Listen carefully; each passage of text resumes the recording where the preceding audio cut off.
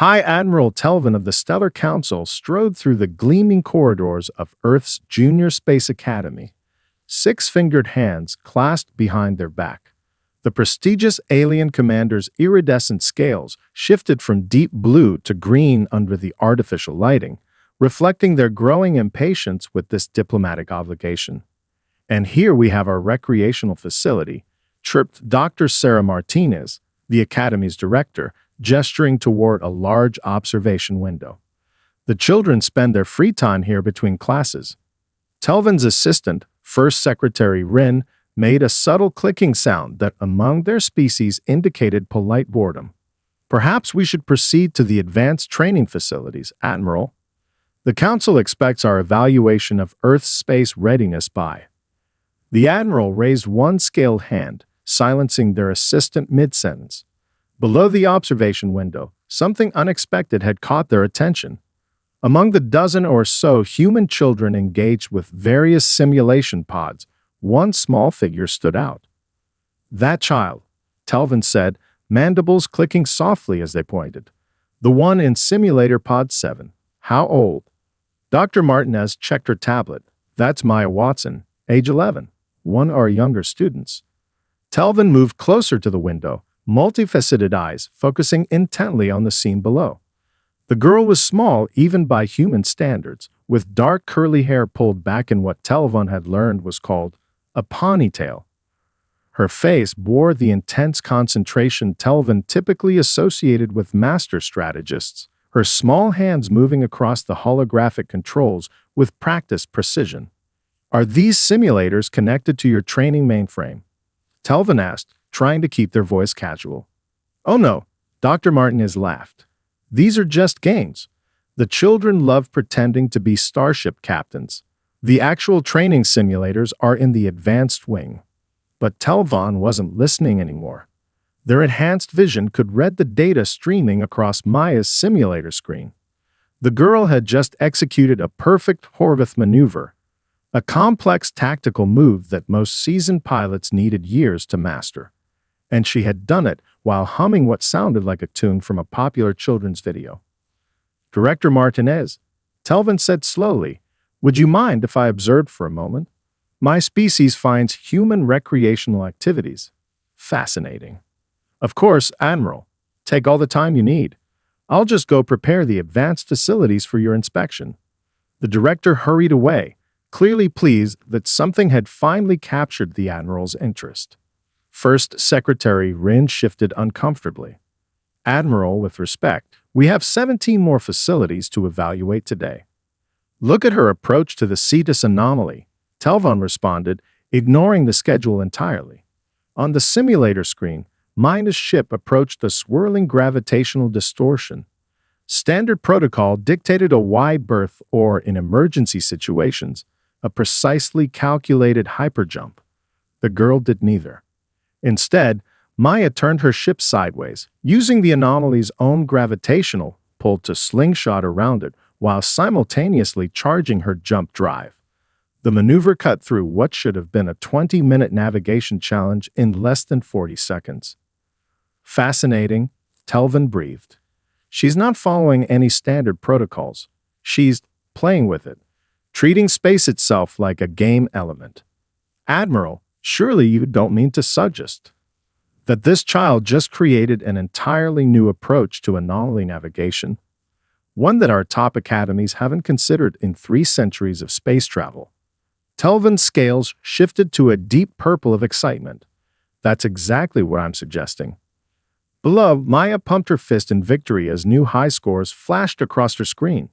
She jumped up from the simulator, giving her friend in the next pod a high five before running off, presumably headed to her next class. She had no idea that one of the most powerful beings in the galaxy had just witnessed her gaming session, or that her play had called into question centuries of established space combat doctrine. "Clear my schedule for the next 3 days," Telvin commanded, their eyes still fixed on the now empty simulator pod, "and get me everything we have on human educational methods, particularly their concept of play." First Secretary Rin's scales paled to a shocked white, but they obediently began rearranging the Admiral's diplomatic itinerary. After all, when one of the Stellar Council's most decorated commanders developed such sudden interest in a human child's gaming habits, there had to be a good reason. They just hoped the Admiral knew what they were doing. First Secretary Rin found Admiral Telvin in the Academy's data center, well past Earth's midnight, the alien commander's scales now a deep midnight blue of concentration. Holographic displays surrounded them, showing everything from Maya Watson's academic records to technical readouts of the supposedly recreational simulator pods. Admiral, Rin began cautiously, the Council is requesting an update on our evaluation progress. Telvin waved one six-fingered hand dismissively at the screens. Tell me, Rin, what do you notice about these simulator specifications? Rin studied the technical data with their typical efficiency. Standard Mark VII recreational units, Admiral. Common throughout Earth's learning centers for entertainment purposes. Nothing remarkable about. They stopped mid-sentence, mandibles clicking rapidly in surprise. That cannot be correct. But it is, Telvin said, bringing up a more detailed schematic. These game pods share a quantum link with the Academy's primary defense computer. Every simulation, every challenge, every solution these children create gets analyzed and archived by Earth's defense force. Surely they don't know. Rin's scales shifted to a pale yellow of concern. Using children as unwitting tactical analysts would violate at least 7 Council protocols. A new figure appeared on the largest display, Maya's latest gaming session from that afternoon. She had faced a scenario involving 3 hostile ships and an unstable wormhole. Standard Stellar Council doctrine would have called for a strategic retreat. Instead, Maya had deliberately triggered the wormhole's collapse, using the gravitational backlash to disable her pursuers while surfing the shockwave to safety. Look at her expression, Telvin commanded, zooming in on Maya's face. The girl was grinning, totally relaxed, occasionally pausing to sip from a juice box. She's not analyzing anything. She's not following protocols or applying theories. She's just playing. And achieving better results than our War College graduates, Rin admitted reluctantly. But surely this is an isolated incident. Telvin's scales rippled with excitement as they brought up more files.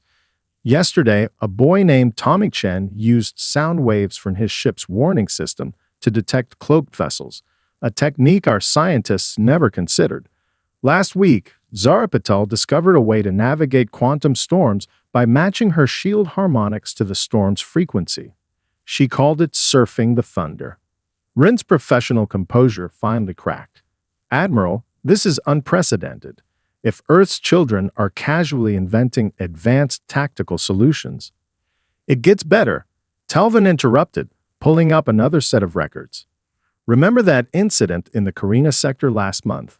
The one where Lieutenant Park saved that stranded medical transport?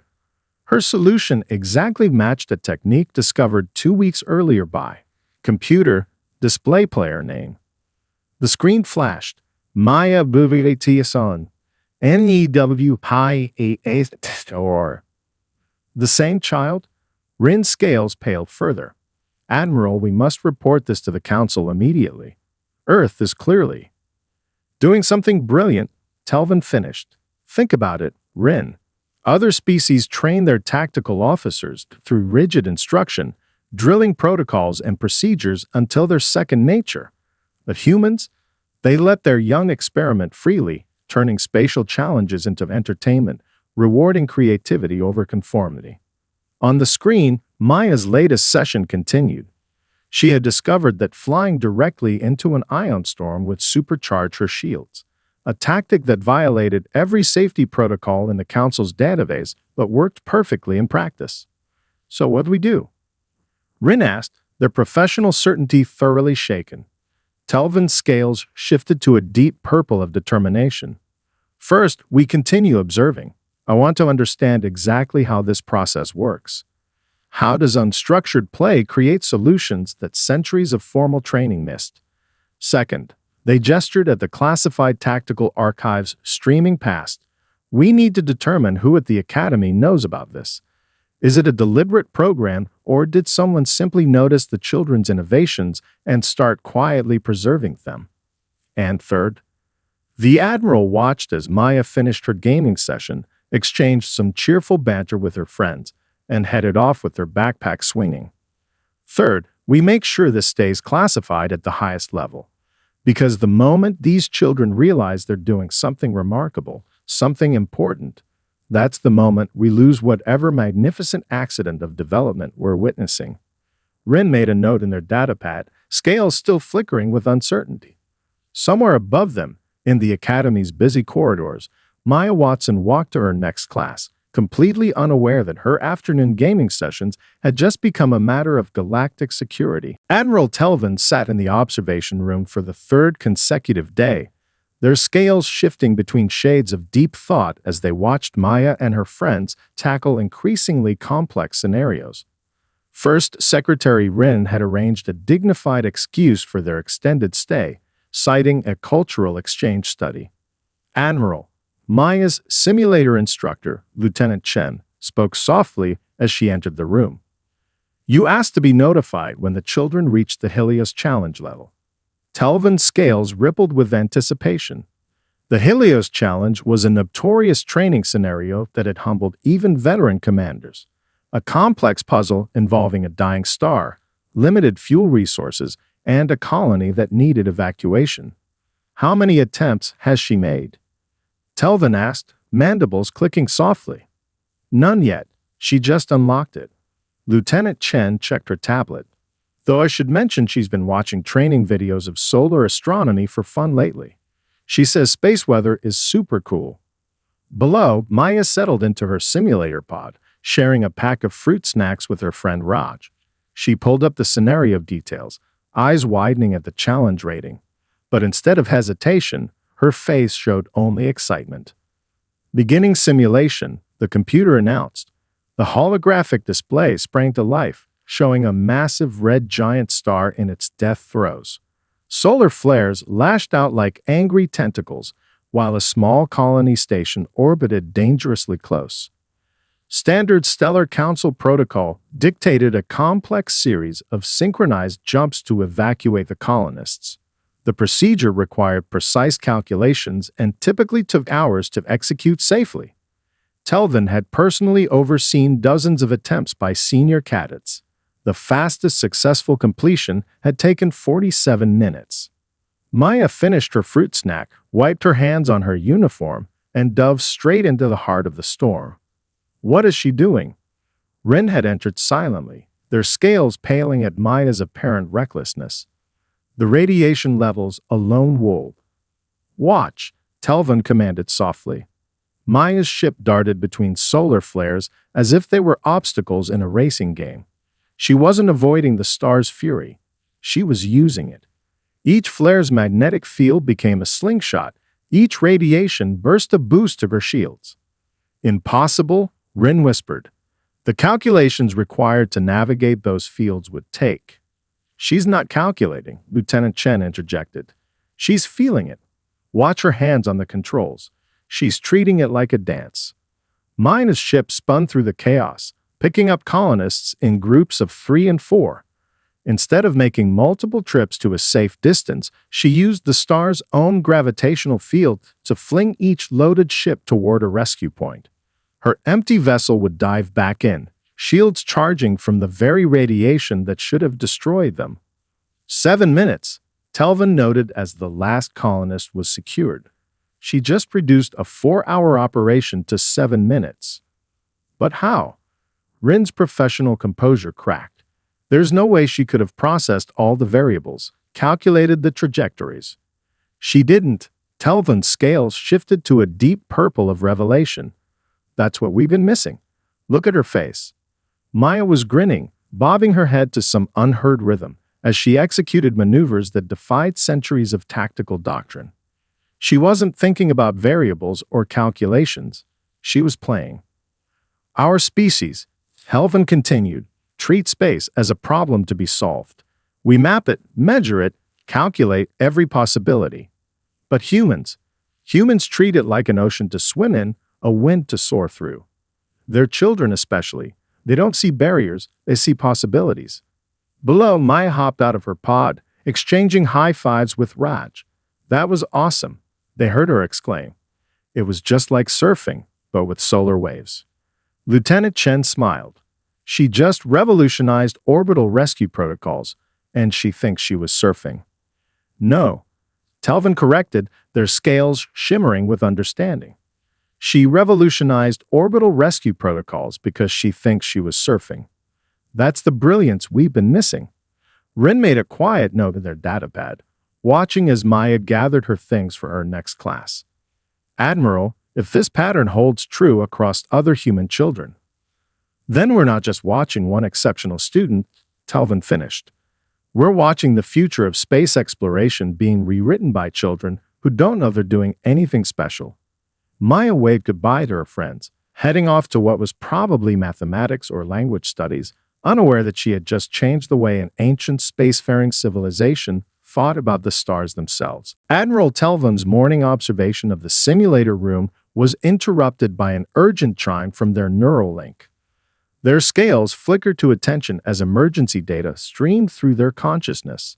First, Secretary Rin burst into the room moments later, scales a pale yellow of distress. Admiral, we have a situation in the Vega sector, Rin reported, bringing up a holographic display. The passenger liner Star Dream is caught in an unusual nebula formation. Their primary systems are failing. Telvin's mandibles clicked in concern as they studied the readout. The Star Dream carried over 3,000 passengers, now trapped in a swirling maze of ionized gases and electromagnetic distortions. 5 rescue ships hovered helplessly at the nebula's edge, unable to establish a safe approach vector. Show me their exact position, Telvin commanded, scales deepening to a tactical blue. The hologram expanded, revealing the full scope of the crisis. Their mandibles clicked faster as they noticed something oddly familiar about the nebula's pattern. Below them, Maya Watson walked into the simulator room, dropping her backpack by her favorite pod. She pulled out a juice box and a pack of cookies, settling in for her daily gaming session. Lieutenant Chen, Telvin called to the instructor. What scenario is loaded into Pod 7 today? The lieutenant checked her tablet. The Cerulean Nebula Challenge, Admiral. It's a new one, just added to the system last week. Telvin's scales shifted to a deep purple of revelation. Show me the simulation parameters. The training scenario appeared beside the real crisis data. The patterns were nearly identical. A swirling nebula of charged particles, a stranded vessel, and seemingly impossible rescue conditions. The only difference was that Maya's version was labeled as Advanced Space Rescue Game, Level 8. Rin, Telvin said quietly, patch the live sensor data from the Star Dream into Maya's simulator. Don't change anything else. Let her think it's just another game scenario. Admiral, Rin's scales flickered with uncertainty. Surely you're not suggesting we entrust 3,000 lives to a child's game. Watch, Telvin commanded. Maya started the simulation, taking a sip of her juice as the scenario loaded. Her eyes lit up at the swirling patterns of the nebula, seeing beauty where others saw only danger. She studied the readouts for a moment, then did something completely unexpected. She's powering down her shields, Rin observed, mandibles clicking in alarm. The radiation levels whooled. Wait, Telvin interrupted. Maya's ship glided into the nebula without protection, but instead of being torn apart, it began to glow. She was using the ship's hull to collect the charged particles, building up a static charge that matched the nebula's own electromagnetic frequency. Of course, Telvin braved, scales shimmering with excitement. She's not fighting the nebula, she's becoming part of it. They watched as Maya's ship carved a safe passage through the chaos, leaving a trail of stabilized space in its wake.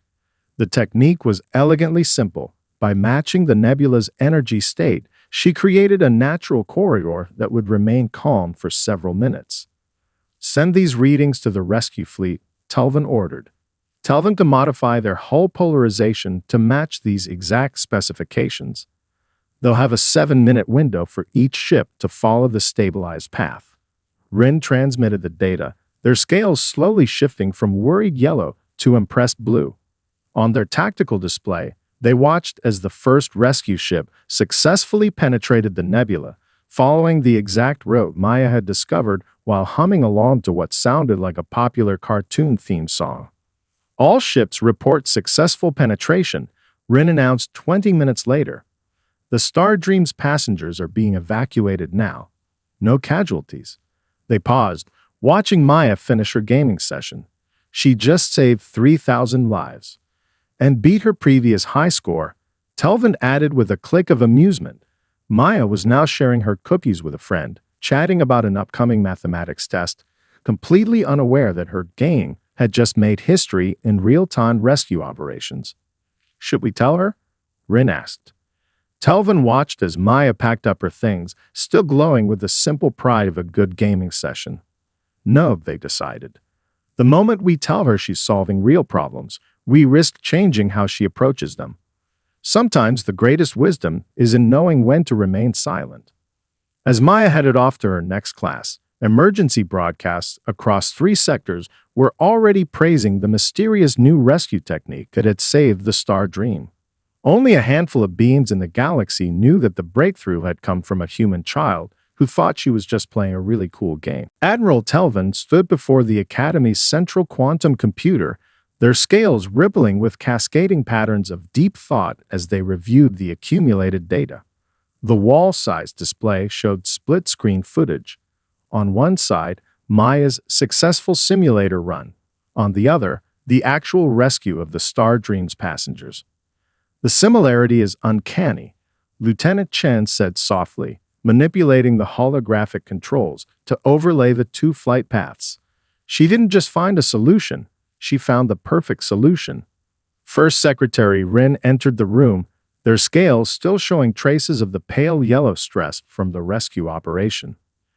Admiral, the Stellar Council is requesting a detailed report on the new rescue protocol. They're calling it the Vega Breakthrough. And what should we tell them?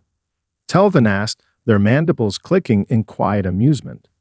That the most significant advancement in rescue operations of the past century came from a human child who was trying to beat her friend's high score. The door chimed, and Dr. Martinez entered with a data tablet. Admiral, I thought you might want to see this. We've been analyzing Maya's other simulator sessions from the past month. The display split into multiple windows, each showing a different game scenario. Maya appeared in each one, sometimes with juice box in hand, other times sharing snacks with friends, but always approaching each challenge with that same combination of relaxed focus and creative intuition. Look at this one. Dr. Martinez highlighted a particular session. Last week's asteroid field navigation. She developed a method of using electromagnetic pulses to detect mineral compositions and predict debris patterns. Our mining guilds have been working on that problem for decades. And here, Lieutenant Chen added, pulling up another recording. She found a way to use solar wind fluctuations to boost engine efficiency by 30%. She said it reminded her of sailing with her parents. Telvin's scales shifted to deep purple as understanding crystallized.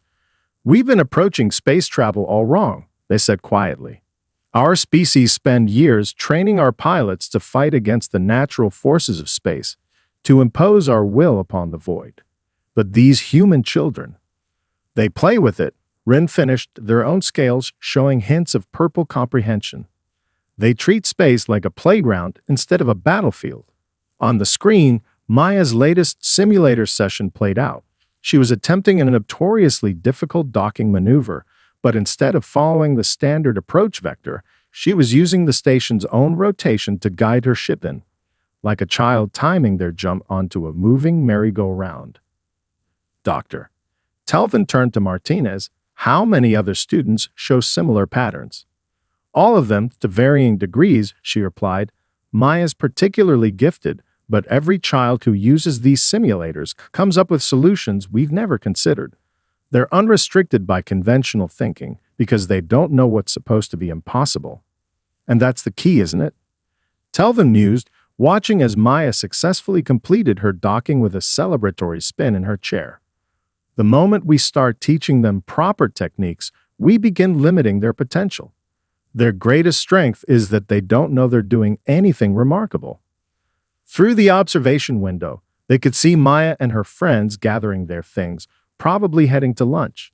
They were laughing about something. Maybe their latest high scores, maybe just a funny joke. To them, the simulator room was just another place to play, to challenge themselves, to have fun. So what do we do with this knowledge? Rin asked, their datapad poised to record the Admiral's decision.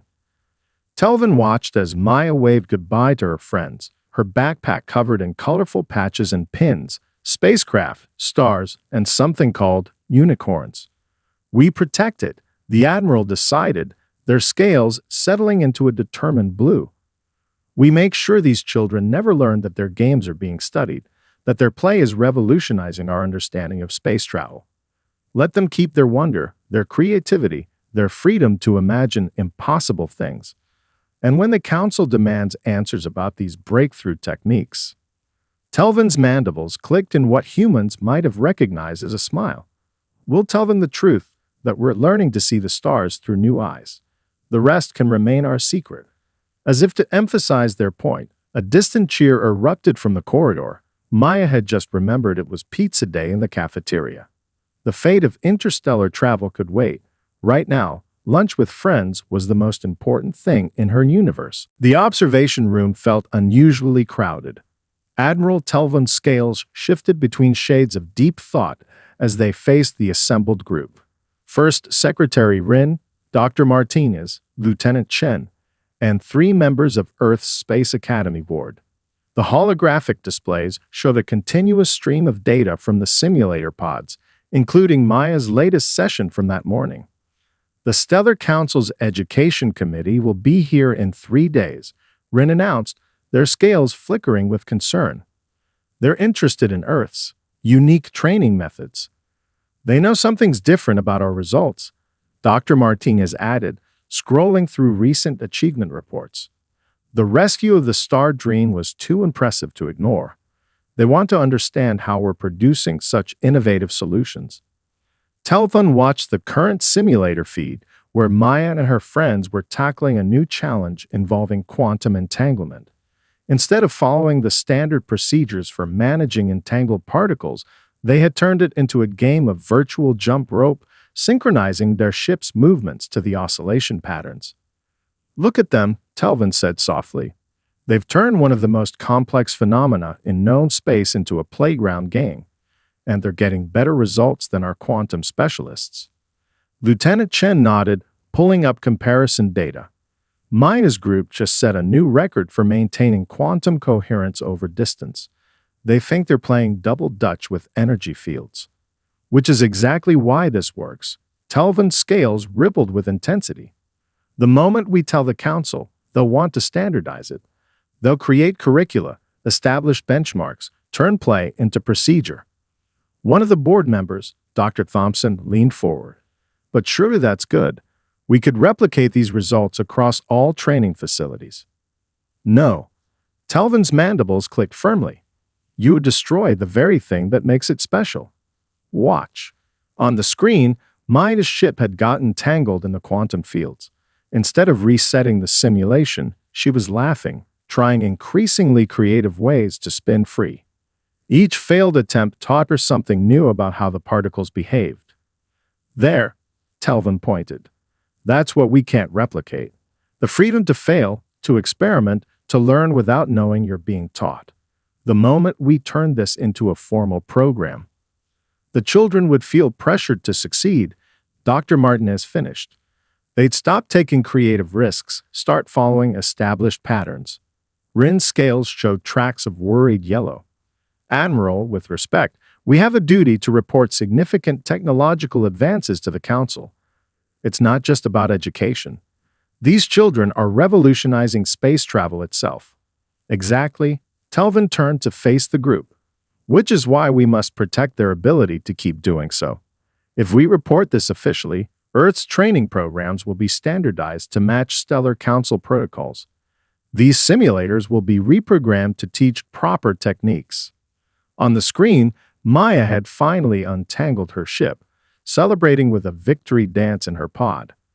Her solution had inadvertently created a new method for quantum field manipulation, one that would have taken traditional scientists years to discover. "So what do you suggest?" Dr. Thompson asked. Telvin's scales settled into a determined blue. "We continue exactly as we are. The simulators remain games.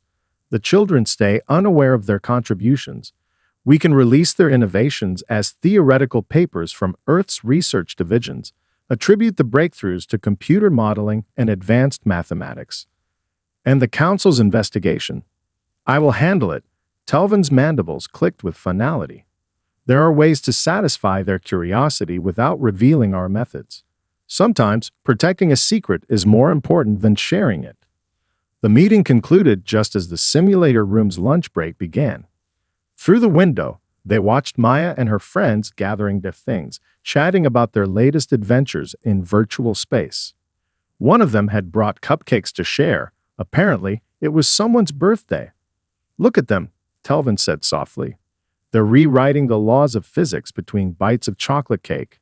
That innocence, that joy in discovery, that's what we're really protecting." As the group dispersed, Telvin remained at the window. Below, Maya was explaining her quantum jump rope technique to a younger student, her hands weaving patterns in the air as she described the dance of entangled particles. She had no idea that her playground games were about to be discussed in the highest chambers of the Stellar Council. And if Admiral Telvin had anything to say about it, she never would. Admiral Telvin moved silently through the Academy's corridors during the morning break, their scales shifting to match the soft blue of Earth's sky through the windows. They had begun arriving earlier each day, not to observe the simulator sessions, but to watch how the children interacted before they began. This morning, Maya sat cross-legged on the floor with a group of younger students surrounded by paper drawings of spaceships and swirling nebulae. First Secretary Rin paused beside the Admiral, their scales showing curiosity of the scene. "What is she doing?" Rin whispered, watching Maya point excitedly at different parts of the drawings. "Teaching," Telva replied softly, though she doesn't realize it. "Watch how she guides them." Maya picked up one of the drawings, a colorful representation of a ship navigating an asteroid field. "See, if you think of the asteroids like bubbles in a bubble bath," she explained to her rapt audience, "you can sort of feel which way they're going to float. It's just like in the simulator." Lieutenant Chen approached with her morning reports, smiling at the impromptu lesson. She does this every morning now. The younger children started asking her for tips after seeing her scores on the leaderboard. But she's not giving them direct instructions, Telvin noted, their scales rippling with fascination. She's teaching them how to imagine. On the floor, Maya was now using her juice box and some snack wrappers to demonstrate a complex docking maneuver. "Pretend your ship is like a leaf landing on a pond," she told a wide-eyed 7-year-old. "You don't fight the ripples, you dance with them." "Admiral." Rin's scales flickered with sudden understanding. "This is how it spreads, isn't it? Not through formal instruction, but through play." Telvin nodded, watching as the children took turns acting out their own space scenarios with the makeshift props. In our species, knowledge flows down from masters to students, each generation carefully molded to think like the last. But humans, they teach each other to imagine, Lieutenant Chen finished. The older ones show the younger ones how to dream, and then step back to let them dream differently. Maya had moved on to another group now, helping them set up what appeared to be an elaborate game involving paper stars scattered across the floor. "The solar winds are like music," she explained, swaying gently. "Your ship needs to learn the song before it can surf the currents." "Remarkable," Rin murmured, their scales showing traces of purple understanding. "We've spent centuries trying to refine our training methods, and these children are achieving better results with paper stars and juice boxes." Telvin's mandibles clicked thoughtfully as they watched Maya encourage a shy student to try their own approach to a navigation puzzle. "That's because we've been training pilots to follow paths. They're learning to find paths no one has seen before." The morning bell chimed softly, signaling 5 minutes until the first simulator sessions would begin. Maya helped the younger students gather their drawings, offering encouraging words about their ideas. One little girl hugged her impulsively before running off to class. "Did you see that solution the small one suggested?" Telvin asked, their scales brightening. "About using planetary rings as slingshots. Our senior commanders would call it reckless, impossible. But in 6 or 7 years, she'll prove them wrong in a simulator, thinking it's all just a game." Lieutenant Chen made a note on her tablet. "Should we add planetary ring dynamics to the next scenario update?" "No," Telvin decided, watching as Maya gathered her own things for the day's session. "Let them discover it themselves. That's the true power here, not the specific solutions they find, but the way they learn to find them." Maya entered her simulator pod, waving to her friends as they took their own stations. She pulled out her latest snack, something called Space Rocks candy, and grinned at the challenge scenario loading on her screen. "She's teaching them more than space navigation," Telvin observed as the simulations began. "She's teaching them that the impossible is just something no one has imagined correctly yet."